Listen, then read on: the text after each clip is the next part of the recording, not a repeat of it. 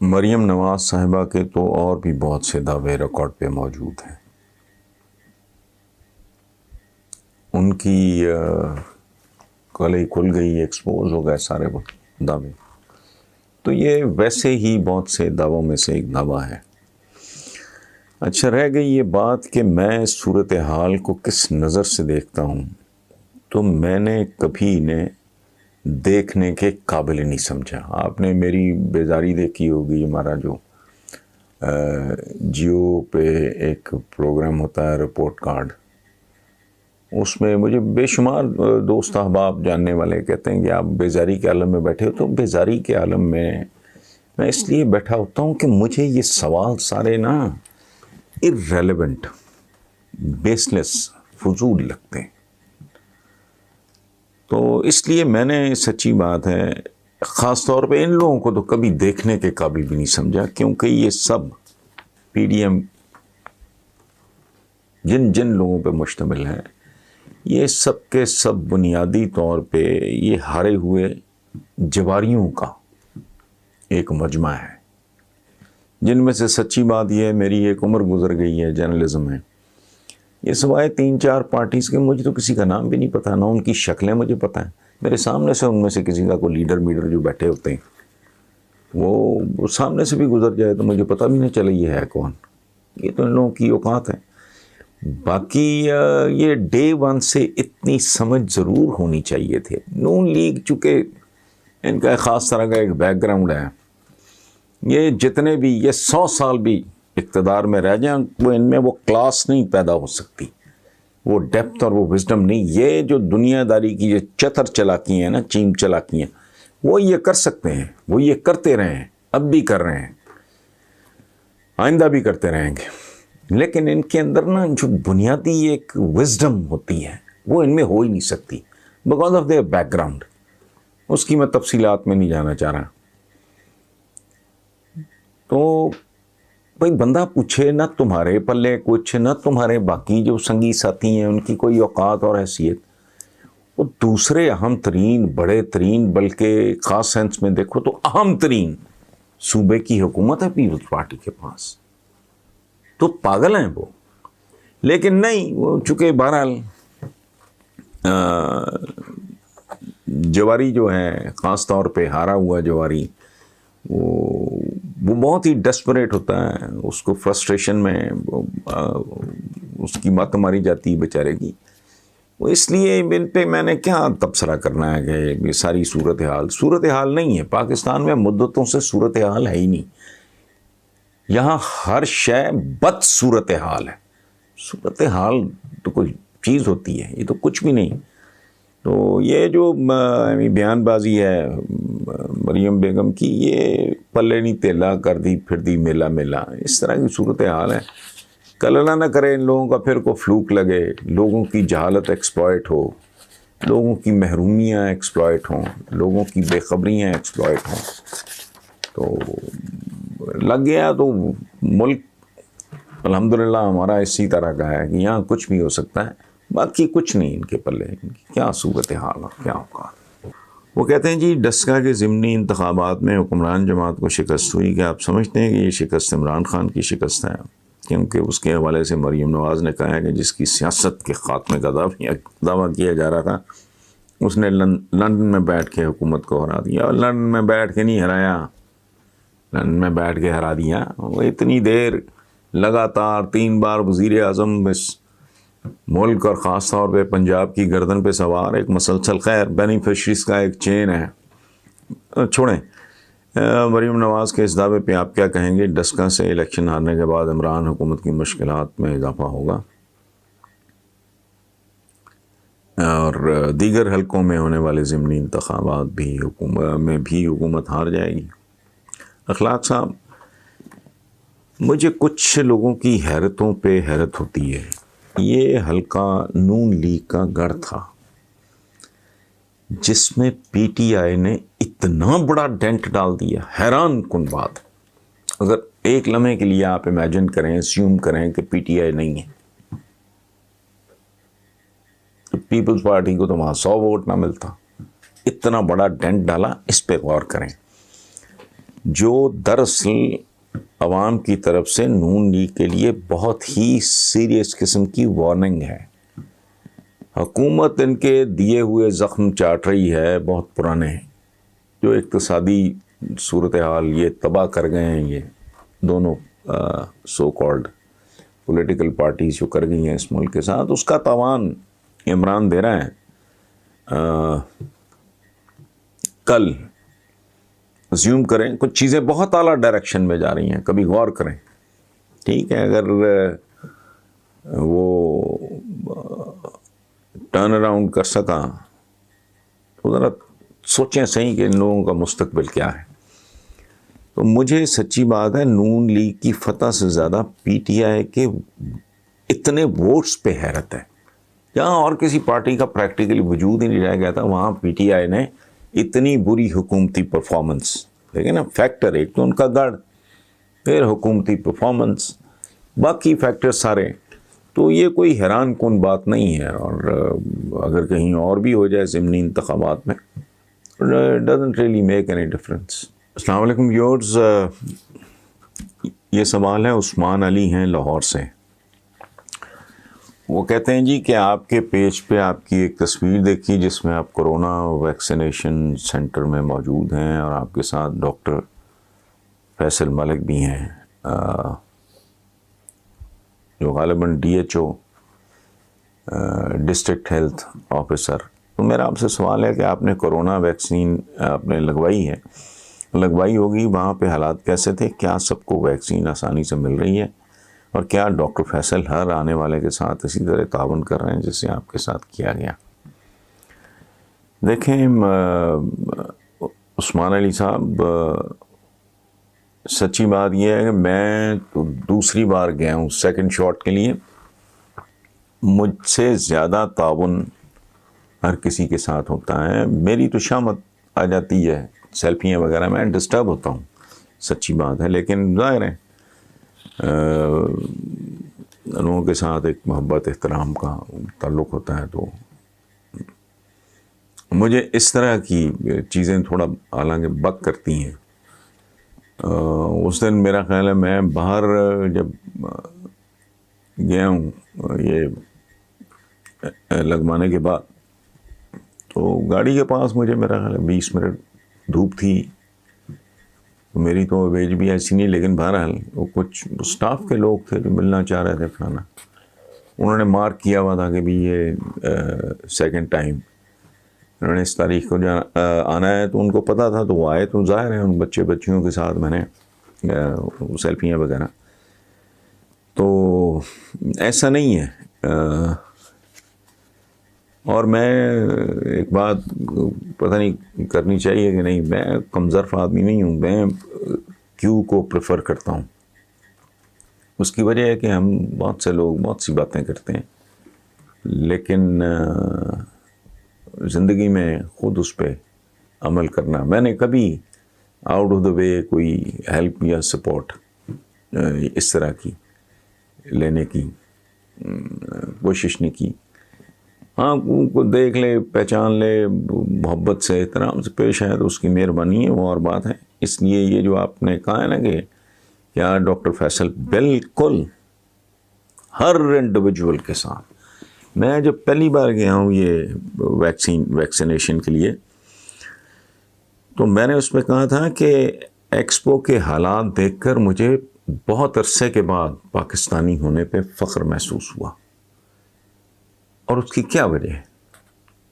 میرے ساتھ تو شاید ہر جگہ لوگ ذرا محبت کا سلوک کرتے ہیں, وہاں یہ بات خاص طور پہ کرنے کی میں نے ضرورت اس لیے محسوس کی کہ میں نے مدتوں بعد اتنے لوگوں کو اتنی خوبصورتی سے ہینڈل ہوتے دیکھا ہے.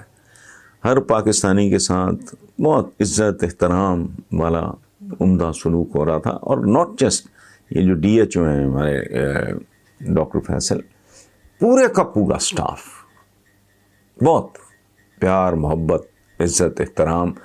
اور سب سے خوبصورت بات یہ ہے جس کا میں نے کریڈٹ پنجاب گورنمنٹ کو بھی دیا, جو سیکرٹری ہیلتھ تھے اس وقت تو کیپٹن عثمان تھے, وہ کمشنر لاہور ہو گئے ہیں. بلکہ لاسٹ ٹائم جب میں گیا ہوں تو اگلے روز یا اس سے اگلے روز وہ وہ بطور سیکرٹری ہیلتھ انہوں نے چارج چھوڑ کے وہ خود پرسنلی موجود تھے، اور کمشنر لاہور تھے اس وقت، اب کمشنر گوجرانوالا کے طور پہ چلے گئے. Everybody is involved. اور یہ بہت خوبصورت پنجاب گورنمنٹ کا. میں نے اتنا بڑا ٹریبیوٹ اس لیے تھوڑی پیش کیا تھا کہ مجھے کوئی بہتر، میرا تو آرگنائزڈ ایک سلسلہ ہے، میرا اپنا سٹاف ہے، وہ پتہ کر لیتے ہیں. اب بھی وہ چٹ بٹ تھی وہ ساری، کتنے بجے جانا ہے کتنے بجے آنا ہے، تو میرا تو کوئی ایز سچ پرابلم. اور میں نے کبھی اس بات کا ایڈوانٹیج ہرگز نہیں لیا کہ مجھے کو آؤٹ آف دا وے نہ. مجھے اگر کہے بھی، میں اب تو خیر 3-4 سال ہو گئے ملک سے باہر گئے نہیں، آتے جاتے ہوئے مجھے اگر وہ کہے کہ یہ پکڑا دیں یہ پاسپورٹ نہیں ہوگا، میں کہتا ہوں مجھے آپ رہنے دو، کوئی اس سے پہ فرق نہیں پڑتا. اور مجھے اس طرح کے پروٹوکول وغیرہ سے کوئی دلچسپی بھی نہیں ہے.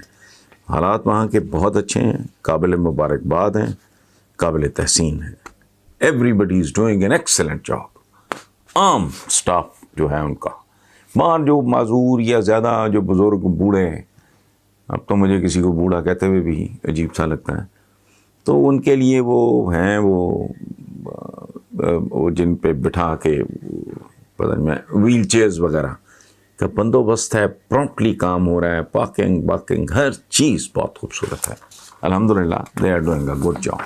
شاہ زیب خان ہیں ناروال سے، وہ کہتے ہیں جی کہ برطانیہ کی جانب سے پاکستان کا نام ہائی رسک والے 21 ممالک میں شامل کرتے ہوئے گرے لسٹ میں شامل کر لیا گیا ہے. برطانوی حکومت کے مطابق یہ 21 ممالک وہ ہیں جہاں منی لانڈرنگ اور دہشت گردوں کی مالیات کی جاتی. میرا سوال یہ ہے کہ ایک طرف پاکستان پہ IMF کی جانب سے تلوار لٹکی ہوئی ہے، پھر FATF بھی پاکستان سے ڈو مور کا مطالبہ کر رہا ہے. پاکستان نے بھی، اب برطانیہ نے بھی پاکستان کے خلاف یہ قدم اٹھا لیا ہے، تو کیا آپ سمجھتے ہیں کہ پاکستان کبھی بین الاقوامی قوانین پہ عمل کرتے ہوئے کلیئر ہو جائے گا، یا پاکستان پر آئے روز نئی پابندیاں لگتی رہیں گی؟ میں اس کا تفصیلی جواب دینے کی پوزیشن میں نہیں ہوں. ہماری تاریخ ہے، میں چونکہ طالب العوام بھی ہوں، پڑھنے لکھنے کے علاوہ مجھے اور کوئی دلچسپی ہے نہیں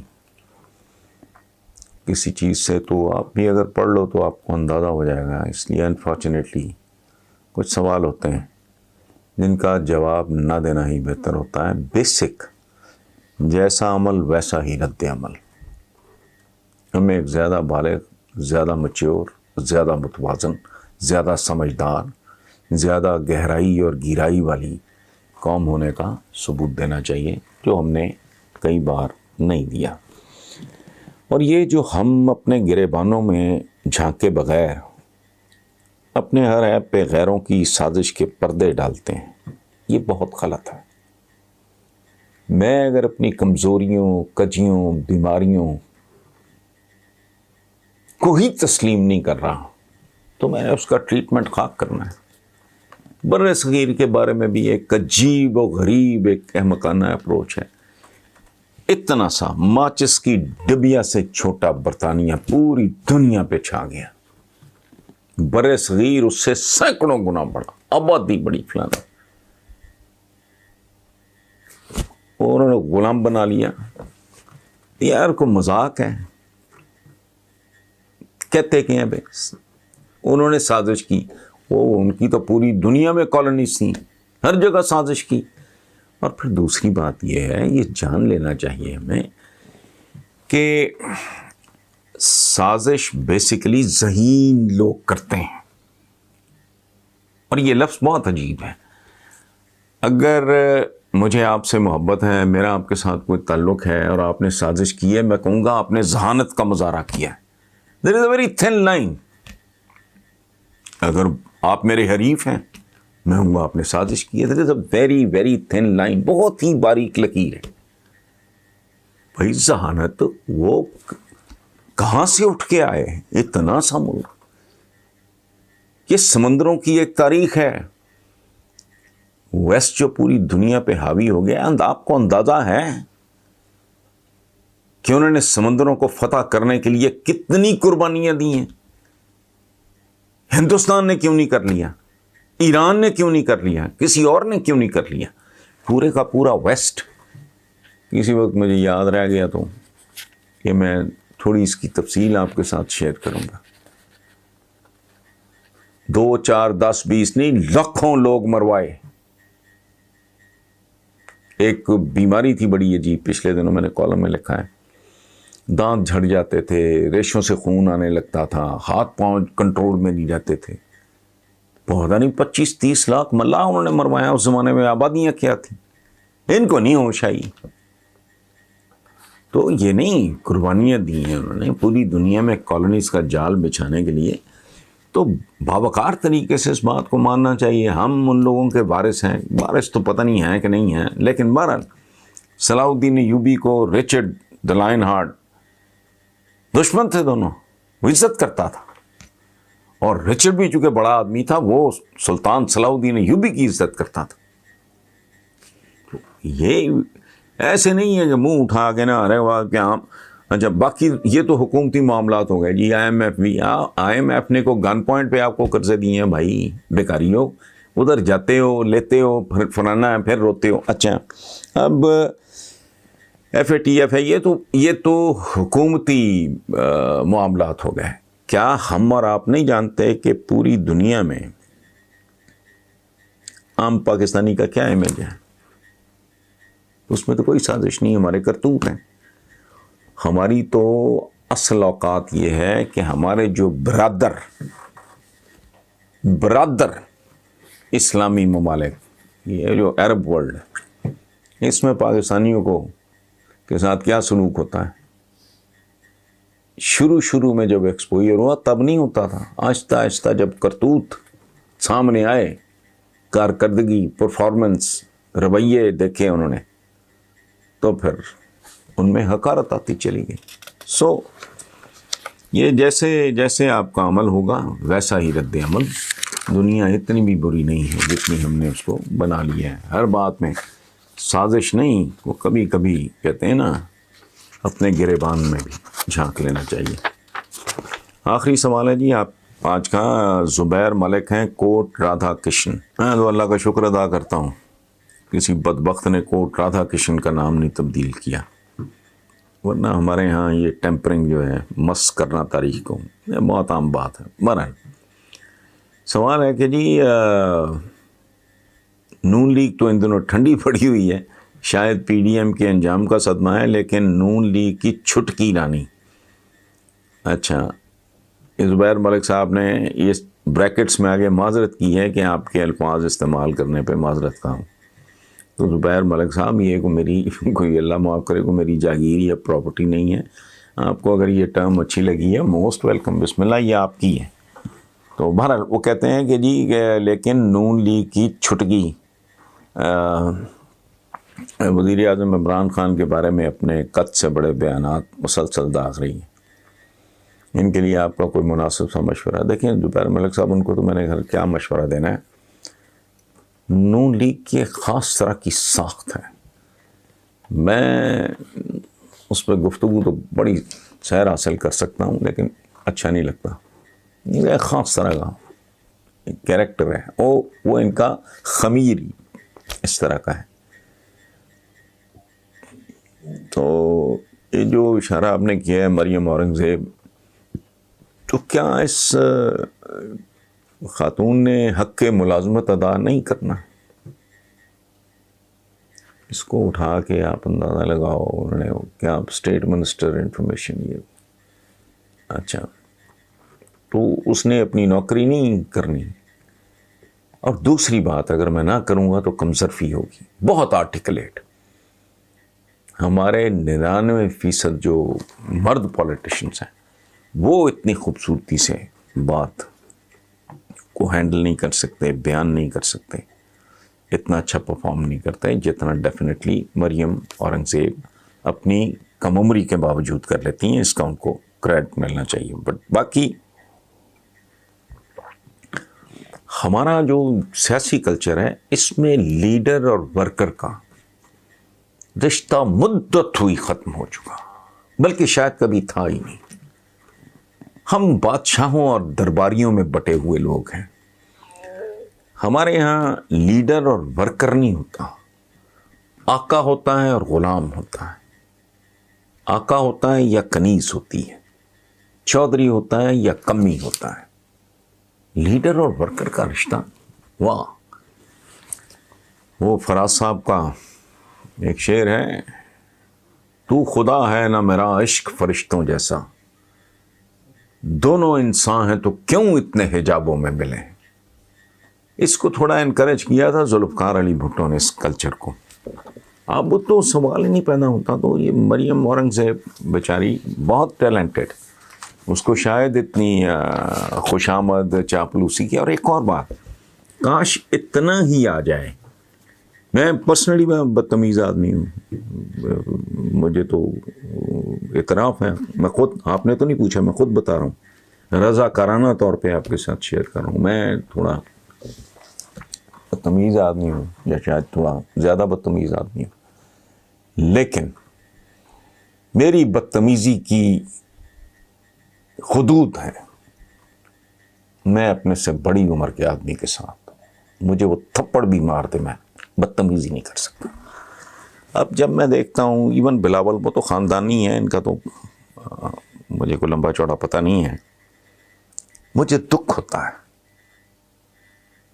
ایک عجیب بات ہے, مجھے شدید دکھ ہوتا ہے.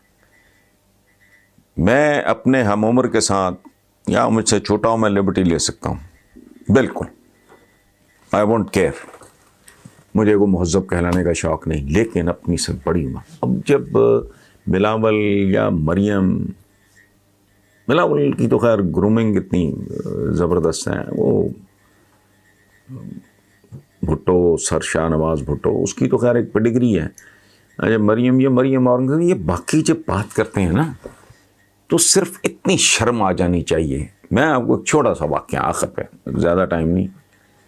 میرے یہاں میرے شناختی کارڈ پہ جو وہ نشان ہوتا ہے, شناختی نشان, یہ پتہ نہیں کیا کہتے ہیں, علامت, یہ میرے یہاں ایک کٹ ہے, ٹھیک ہے. میرے نصرت فتح علی خان کے جو والد اور تایا تھے, فتح علی خان صاحب اور مبارک علی خان صاحب, ان کے ساتھ طبلے پہ سنگت کرتے تھے استاد حیدر خان, بڑا نام تھا ان کا برے صغیر. ان کے بڑے بھائی تھے اللہ دتا, وہ کہیں مجھے نہیں پتا وہی کہا کرتے تھے, وہ بچپن میں جالندھر میں میرے والد کا بستہ اٹھا کے اسکول جایا کرتے تھے. وہ بڑے فخر سے یہ بات کیا تو میرے ذہن میں نے پوری زندگی جب تک ان کے ساتھ میرا واسطہ رہا, میں لاہور نہیں آ گیا, میں نے ان کو تایا دتا کہا, چونکہ یہی میری تربیت تھی. ایک بار میں دروازے پہ کھڑا تھا تو میرے والد اندر ڈرائنگ روم میں بیٹھے, 5 7 10 مہمان بیٹھے ہوں گے, دوست بیٹھے ہوں گے ان کے. میں دروازے پہ تھا, میری بدنصیبی کہ انہوں نے مجھے نا پیار شیار کیا اور کہا بیٹا کیا حال ہے, اور مجھے کہتے ہیں کہ میرے والد کا نک نیم لکھے کہ وہ یہ انہوں نے کہا کہ دتا آیا ہے. اب میں I was waiting for a friend of mine, میں اسی ٹرانس میں اندر چلا گیا and I told my father, میں کہ جی دتا آیا. 1 سیکنڈ میکسیمم لگا ہوگا, الٹے ہاتھ کا تھپڑ, ٹھیک ہے. میرے والد وہ ایک ایسی سائڈ پہ بیٹھے تھے, میرا یہاں سے نا وہ اسکن پھٹ گئی. یہ سافٹ ایریا ہوتا ہے, اسٹیچز لگے مجھے آج بھی میرے میں جب بھی شناختی کارڈ پہ دیکھتا ہوں نا, پتہ نہیں کیا لکھتے ہیں اس کو, اور میں شیشے میں جب بھی کبھی اس پہ نظر پڑتی ہے تو مجھے اپنے نا والد یاد آ جاتے ہیں. دوستوں نے کہا کہ میاں صاحب ہم نے کیا کیا ہے, انہوں نے کہا نہیں, انہوں نے کہا الو کے پٹھے,